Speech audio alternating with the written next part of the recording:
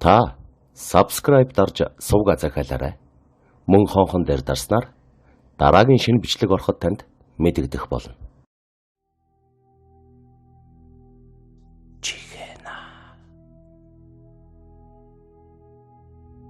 Хүмүүн төрлөختний дотроос хүнд бэрхээр зовсон хөөрхий бидний эмэгтэйчүүд хүмүүжлийн замд орвоо хэмээн 30-аад оны хүүхнүүд аялгуулан дуулаад гонхолцсон бүжиглэж асан цаг тэртээ хол өнгөрчээ. Хүмүүн төрлөختний дотроос хүнд бэрхээр зовсон зарим нэг хэргийн тухай өгүүлэхийн тулд дээрх дууны үгийг иш татсан мэнэ. 18 дугаар зууны үед эмэгтэй хүнтэй холбогдож гарсан хэд хэдэн хэрэг явдал Монголын үндэсний төв архивт хадгалагдаж үлдсэнийг 1960-аад оны үед долгор сүрэн хэмээх эмэгтэй хутан Монгол бичгээс буулгаж тухайн үеийн Монголын эмэгтэйчүүд сэтгүүлд нийтлүүлснээр 60-аад оны хүүхнүүдийн сэтгэлийг ихэд эмзэглүүлж байсан гэдгээ. Ингээд тэдгээр эмгэнэлт хэрэгүүдээс толлуулъя. 7 настай хүүгээ хөнөөсөн хэрэгт холбогдсон эм дашчид өчгөн. Би тайж асан гарвын харьяат номон гихч хүний охин 32 настай. Намайг баг байхад эцэг номон ам зуух юмгүй өлбөрч өгсөн. Миний их намайг 13 нас хүрмэгц тайж Ванжилд нэг үхрээр худалдав. Ванжил намайг цааш нь Богдын гигэний шав Баяр гэдэг хүнд 3 үхрээр дамлан худалдсан. Удалгүй би эр баярт гээгдэж нялх хүүхдийн хамт өөрийн ихэд боцож ирэв. Ээж минь дахиад намайг бейс дэнчин рамптын хошууны ренчинд гэргий болгон худалдаж нэгмөр 5 яма богтлон авав. Би 3 жилийн дараа ренчинд гээгдээд түүнээс олсон нялх хүүгийнхээ хамт ихтэй боцож ирвэ. Бас хойно нэгэн хошууны жайвал гэгч хүнд нэгэн сарын төдийхөн гэргий болгож худалдав. Үүнд би бас л жирэмсэн болж гээгдэв. Эхтэйгээ амьдарч байтал хагалж идэх малгүй болсон тул эхийн биеийг нагац хилэг ванчуур гэртээ аваачва. Би өөрөөс төрсөн ботож нэгэн хүү 2 охины хамт хошууны дотор ганц үнээгээрээ ам зууж суува. Тэгж байтал манай хошууны тайж цэвэний хонь борон дуруудаж ирээд нэгэн хураг осгож үхсэн юм. Цэвэний ховху хоньны хойноос ирж үхсэн хурганы мах арсыг надад өгч оронд нь арс элдэж өг гэснээр би үхсэн хурганы махыг хүүхдүүдтэйгээ хувааж идсэн билээ. Дараагаар нь тайж цэвэн ирээд намайг хург хулгайлж идэв гэж мээрэн аминдоод мэдүүлв.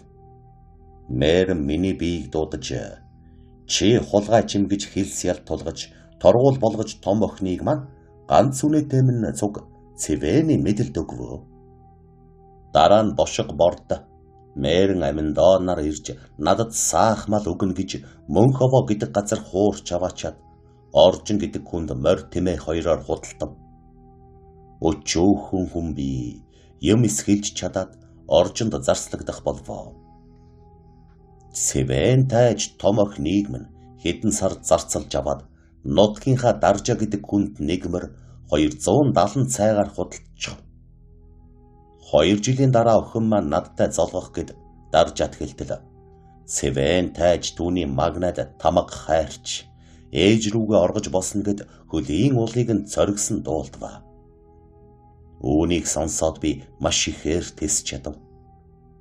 Хураг хулгайлаагүй боловч намайг нэгэнт хулгайж болгож бас гэрийн хүн болгож худалдсан мээрэн аминдоод гомдсондоо би хөвгүн охин хоёртойгоо хамт үхье гэж шийдэв. Мөн Оржин намайг тайж цэвэнд худалдах гин гиснийг дуулж сонсов. Оржин биднийг маш их өлсгөв. Намайг хөвгүүнээ хорлох шин Оржин бидэнд нэг шанагны ихэх болсон малын цус өгөв. Түүнийг хүү охин бид 3 хувааж идсэн боловч миний хөвгүүн цадахгүй надаас идэх юм өг гэж нэхэд унтахгүй ойлов. Хөөхөддөө идэх юм өгье гэвч өөрийн гэрт өгөх юм нэг ч юмгүй хов хоосон тул өгөх юмгүй байна гэж Хэд хэдэн удаа хэл жаргадан ядаад эс болох хоорно. Гэнэт цугалдан уур үсч баячимдахдаа өөрийнхөө охин хоёртойгоо хамт үхс үгээ гэж санаад шөнө хүн амтан унтсан даруй би сэмээр босч 3 настай охиныхоо хүзүүг элэгний тамгаар боож 7 настай хөвгүүнийхээ хүзүү ба өөрийн хүзүүг нэгэн хэсэг дээсэнд суртай залгаж холбон бооход хөвгүү минь. Ээжи би уйлхаа бай гэж бархирав. Хүнд мэдэгдэхээс өмнө хүүлж дуусгая гэж дуу гаргахгүй бодож хөвгүүний толгой цээжийг өөрийн цээжин биеэр хөндлөн дарж хэвтсэн даруй хүү унтсан мэт ухаангүй болов. Хэдэн эрд очивч өчүүхэн жаргал үтсэнгүй. Цөмд нь гээгдэж хүний боол болсон өөрийн муу заяанд гомдож нэгэнт удаан жаргалыг үзэхгүйгээс хойш зовлонгоос түргэн хагацыг бодсон минь энэ. Улсын архив Түшээд хан аймгийн чуулганы даргын газраас Тэнгэрийг тэтгэсний 54-р 1789 оны 100 цагт олон газраас ирсэн бичгийн хуулганы данснаас хөрвүүлв. Өгүүлэгдэн буй энэ баримт дотроос ээжээ би уйлхаа бай гэж бархирсан дуу чихний хүчтэй цууратаж зүрх сэтгэл шимшрүүлнэ. Зовлонд нэрвэгдэж цогөрсөн ээжийнхээ аимшигт уйлдэх гэж буйг балчирхүүн яахан мэдэх бил. Эдэх юм нэгсний төлөө зодож хашраах нь гэж имээхтэй л ээжээ би уйлхаа бай гэж хашгирсан байх гэж бодхоос арга буюу элэг энтернэ. Ардын хувьсгал ялан мандахаас өмнө Монголын эмэгтэйчүүд ингэж л хүмүүн төрлөختний дотроос хүнд бэрхээр зовж тарчилж байж дээ. Дотоод гадаадын мүлжигчдийн давхар дарлалын дор ийхүү зүйлээр нухлагдан зовж байсан ч зарим нь тэдгээр дарлагчдын эсрэг чадах чинээгээрээ тэмцдэг байж. Энд бас нэг архивын баримтаас үгэл. Вандуй нараас мал торгоход вандуй малгүй тул төвний хүүхэн омбохыг малын оронд тайж инх жаргалд хариуцуулан олгочээ. Инх жаргал бас уламжлан харьяад засаг үржин жавт омбохыг өгөв. Хэрэгтэн омбох өчгөн. Засаг ноён намайг зарцалсаар 7 жил болов. Би өлсөж ядархын туйлд хүрв. Энэ жил 1789 онд хатан намайг ус авахуулахаар одуулаад хожимдож ирв гэж модоор миний нуруунд 3 таа жанчив. Бас уух цай халаа гэхэд би сонсоогүйд намайг 3 таа жанчив. Тэгээд намайг залхуурв гэж дахин 3 таа жанжсанд омбох би хатанд өшөрхөж нэгэн шүн хатныг унтсан хойно хорлсугай гэж шийдэв. Тэрээр гэрийн турганы гаднаас хатны цээж хавцаа хутгаар 2 удаа чийчв. Хутах сохор учир түүний биед хүргэж чадсангүй. Хэд хоногийн дараа гэрийн гаднаас хатны цээж хавцаа дахь яадалж чийдсэн ч мөн л би хутаг хүргэж чадсангүй газар дээрээ баригдав. Омбох намайг Гуандун Хятадын өмнө зүгт мужид зүлүүлж сэргийлэн суусан сэрэгт боол болгон шагнаж хашруулан залхаах ялаар шийтгэв. 1791 оны хүрээний сайдын манж данснаас орчуулсан бүртгэл. 18-аас 19-р зууны үед хүний 8. Тэр дундаа хүүхний 8-аг ил цагаан хийдэг байсныг дээрх баримтууд харуулж байна. Дашчид омбох нарын зэрэг эмэгтэйчүүдийн тэмцэл хэдийгээр өөрсөд нь хохирлтойгоор төгссөн ч тухайн цагийн харгас төрийн бодлогод зохиох хэмжээгээр дарамт үзүүлж нэлээд буулт хийлгэж байсан байна. Жишээ нь дашчид омбох нарын хэргийг шүүн тасалсан тухай бичгүүдийн дотор үүнээс хойш альва хүнийг шав ба хошууны хүнд харилцан үл худалдах, худалдан авч үл болох гэж дурдсанаас тодорхой байна. 1921 онд ардын хувьсгал ялсны ачаар Монгол хүүхнүүд гэрийн зарц, эрийн боол нэрэгээж эрэгтэйчүүддээ энэ чадсуу эрх бүхий гэрийн эзэн төрийн төлөөлөгчд болж хувирсан билээ. Манжийн дарангууллын үе ба автономитийн үеийн аль алинд нь 3 ихэрхүү төрүүлсэн эмэгтэйг шагнан урамшуулдаг байсан мөртөө 3 ихэр охин төрүүлсэн юм уу 3 ихрийн нэг нь охин байвал ямар ч шагнал хүртээдэггүй байжээ. Энэ бол эмэгтэй хүнийг үлэмжт орд үзэж бараг л хүний тооноос гаргаж байсны гэрчим. Тийм ч учраас тухайн цаг үед оргүй дарвал охинтой дээр гэдэг үг гарч байжээ.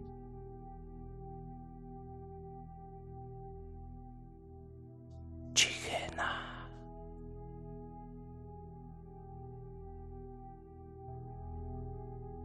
1932 оны Зэвсэгт бослогын үеэр хувьсгалын эсэргүү самбуу дөвчин төгж, жавц, отов, жав нарын удирдсан шар цэргийн арим Хөвсгөл аймагт очиж тус нутгийн ард иргэдийг царигт элсүүлж байгаа нэрийтлэр Уимэн самууны хөлд үрчих шахсан байна.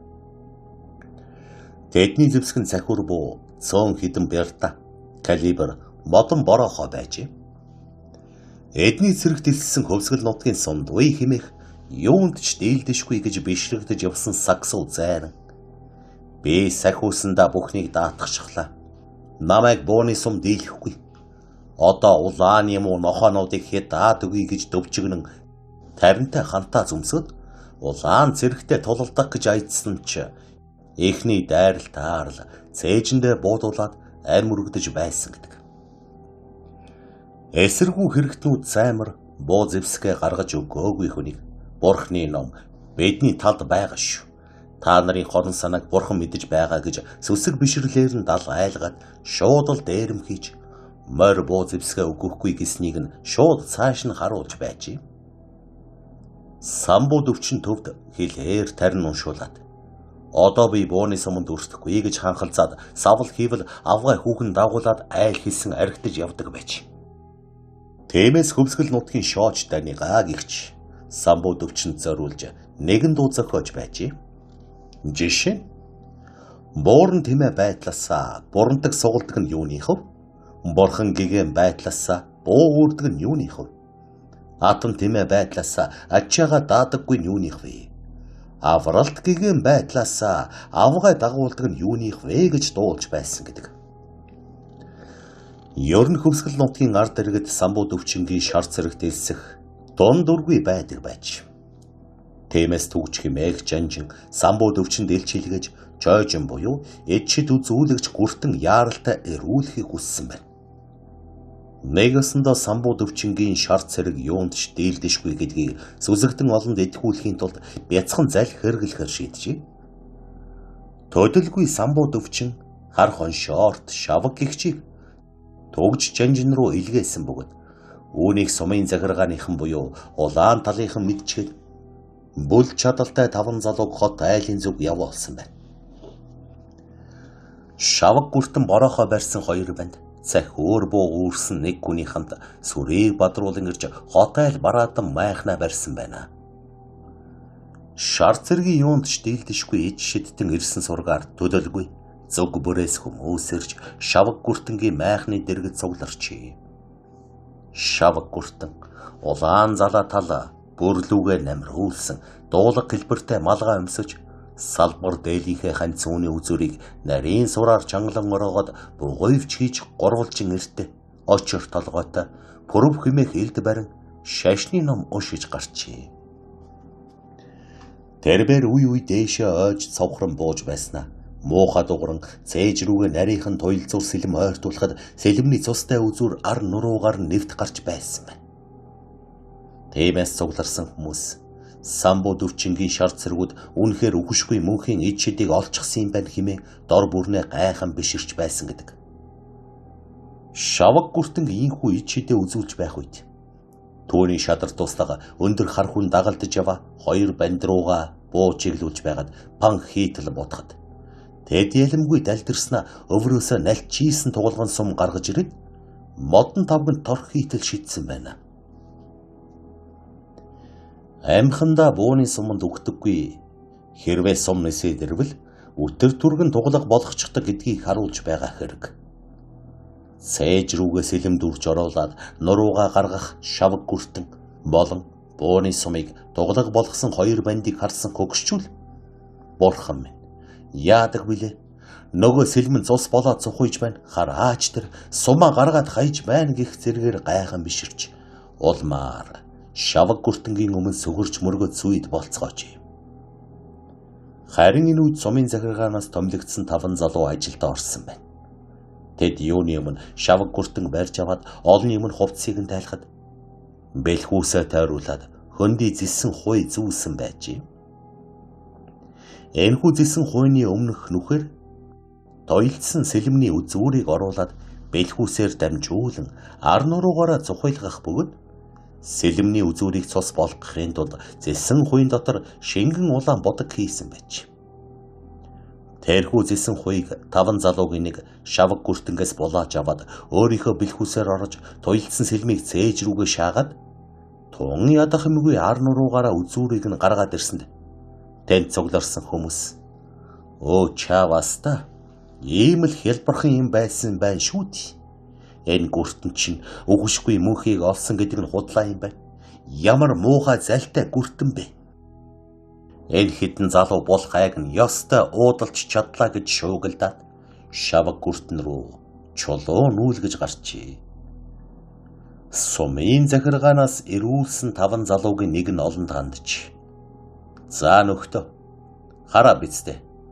Гүртэнгийн элб олныг төөрөгдүүлж та биднийг сумны золиос болгох гэсэн мэх нь ийм бай" гэхэд цугларсан артууд "Залтай муу гүртэн биднийг эмхэлж шарт зэрэгт элсүүлэх гэж байсан байна шүү. Энийг одоохон барьж аваад дүүжлий" гэх зур. Шавг гүртэн майхан сав ачаа хөскөө орхиод зайдмаар унаад тэр чихтэй зугтаж одсон гэдэг. Түүнтэй хамт явсан 2 бандыг сумын захиргаанаас томилогдсон залуус өмнөө дуулаж зогсоогоод "Та нар буруу хүмүүсийн ятгалганд орж мэхлэгдэж явснаа ойлгов уу? Энэ мөчөөс эхлээд шар цэргийг орхиж улаан цэрэгт ор гэж зөвлөжээ. Энэ явлаас хойш хар хоншоорт шавг гихчийн хөг газар сайгүй тархаж нэг хэсэгтэй л олны шившиг болсон гэдэг."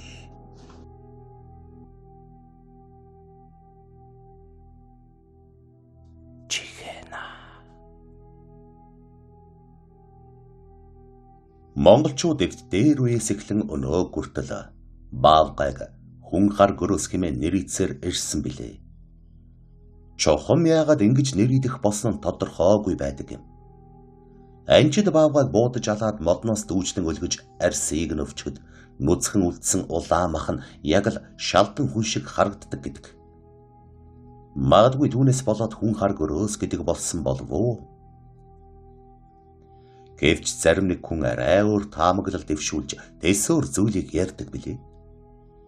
Тэдний яриагаар бол баавгайг хүн хар гөрөөс гэж нэрлэх болсны учир нь ой магчин араатан эрт дээр үед эмэгтэй хүнтэй нөхцөж хамт амьдардаг ховор тохиолдол гарч байсантай холбоотой гэдэг. Энэ талаар маш олон янзын аман яриа үлгэр домог шиг зүйл бас байдаг юм а. Бүр Чингис хаанаас өмнө Сибирийн тайгад амьдарч байсан омгийн ахлагч эмэгтэй хүн хар гөрөөс буюу гүжир хар баавгатай нөхцсөн байсан бөгөөд сар бүр эр нөхөр болох баавгайда отог омгийнхноосоо нэг хүнээр дахил өргөдөг байсан хэмээх эртний домог саатангуудын дунд өнөө хүртэл яригддаг юм билээ.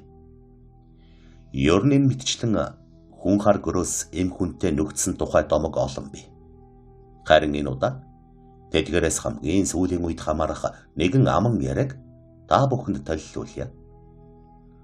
20 дугаар зууны ихэнх үед хинтийн тайгыг хүндлэн туулан нүүж явсан нэгэн айлын 3 настай охин арган дотроос гээгдэн ой дотор хаягдчихъя. Гэрийнх нь буух газраа ирсэн хойно хүүхдээ хээр хайснаа мэдэд эргэж ойгоор өчнөө хайсан боловч олж чадаагүй байна. Харин өнөөх охиныг бутан дунд уйлж суухтан зулцгаа дагуулсан баавгай таарлцсан ажээ. Баавгай яагаад ч юм бэ? Охиныг идэж болгосонгүй. Амандаа зуугаад бамбруштайгаа хамт ичээлүүгээ аваад явсан гэдэг. Эйхүү мөнөөх охин баавгаануудтай хамт дасан амьдарч эхэлжээ. Түүнийг 11-12 настай байхад нь баавгаануудтай хамт явж байхыг нутгийн анчид нэг бус удаа харсан байдаг. Тэр үед охины бие битүү үсээр хужигдсан байсан бөгөөд тэр бэр хүмүүсийг хармагцаа баавгай нуруунд дээр асар хурдан авиран гарч зүгдээд цаадуул нь ойн гүн рүү хар хурдаараа цавгин алга болсон байж. Энэ явдлаас хойш баавгай нуруунд дээр сууж яваад үнийг анчид хэд хэдэн удаа харж нэг удаа бүр агнахыг оролдсон ч чадаагүй байв. Нутгийн анчид мич гимээр битүү ус болсон хүүхэн дагуулсан баавгай бүлийг отоонд оруулж хэдэн талаас нь буутахад нэг залуу эр баавгай нуруунд дээр хүүхнийг суулган зугтааж яваад замдаа модон тэглэв газар унгааж орхиод тэрчигтэй хаяа зугтаасан гэж. Нанзад хэмээх залуу анчин баавгай нуруунаас унсан хүүхэн дээр давхин очиход морин үргээд ойртсонгүй. Тиймээс тэр бууга ширлэн барьсаар явганаар дөхөн очвол хамаг биеэр нь төөхөрийн урт ус галиуран ургасан. Гэзэг үсэн сэгсэж мангас шиг болсон ч нүүрэндээ ямар ч үсгүй хүүхэн хойд хоёр хөл дээрээ үсрэн босоод эвгүй муухай дуугаар чарлан самардах гэж дайрсан гэж. Уг хачин амтан жирэмсэн бодолтой зүд ийсэн гидстэй байхыг үзээд Нанзад буудаж чадалгүй тэр чигт нь явуулсан гэдэг. Энэ явдлаас хойш жилийн дараа хүн дүрстэй мич ойн цорхойд хэдэн бамбрууш дагуулчихсан явж байхыг анчид олж харсан байна. Тэд түүнийг харамгацаа буудах гэсэн боловч хажуухан талаас нь асар том биетэй эр баавга улаан галзуу довтлон ирсэн учраас түүнийг захиур буугаар буудаж алжээ. Гэтэл буудулсан эр баавган зүг хүн дүрст мич гүйж ирээд яг л гашуудал давтсан эмэгтэй хүн шиг бархиран уйлж байхыг хүмүүс харж гайхан алмаарс гэдэг. Түүнээс хойш 2 жилийн дараа нөгөө хүн дүрст мич өөр нэгэн залуухан эр баавгатай нийлчихсэн нуруун дээр нь зүгдээстэй явахыг анчид олж харсан байна. Мөн нэг удаа 5-6 анчин ойн гүнд зэрлэг гахаа мөрхөөж яваад нуруун дээрээ хүн дүрст мич суулгасан эр баавгатай улаан халз тулгарч орхисон бөгөөд эр баавга анчдыг харамгацаад дайрахаар завтан хойд хоёр хөл дээр цоройн босч ирэхэд хүн дүрст мич түүнийг аргадан илбсээр дөрвөн хөл дээр нь буулгаад нуруун дээр нь суун ойн гүн рүү буцаад явчихсан гэдэг. Түүнээс хойш анчдын дунд баавгатай нүгдсэн хүн дүрст мич нүүдээс хаягдсан охин биш харин Хэнти хааны эзэн савдгийн охин байж болзошгүй. Түүн рүү буу шагаах хэрэггүй гэсэн мухар сүсэг бүхий яриа тархсан гэдэг. Харин 1919 оны өвөл Оросоос зугтан орж ирсэн цагаантнууд хүн дүрст мич бүхий баавган бүлтэй таарлаж эр баавгааг нь буудан унгаж хүн дүрст мичийг олзолсон гэдгийг. Тэдуг амтныг шинжлэх ухаан танигдж нээгдээгүй нэг төрлийн ойн сармагчин байна гэж бодсон учраас харбийн оруулж зархаар төмөр торнд хийгээд авч явсан ч хүн дүрст мич гэнэт үхсэн гэдгийг. Түүний цогцсонд задлан шинжилгээ хийсэн цэргийн эмч шин төрлийн мич биш харин ердийн эмэгтэй хүн байна гэсэн дүгнэлт хийснээр тухайн үед хүн хар гөрөөсний ихнэр болсон хүүхэн гих домог маягийн яриа тархаж байсан гэдэг юм.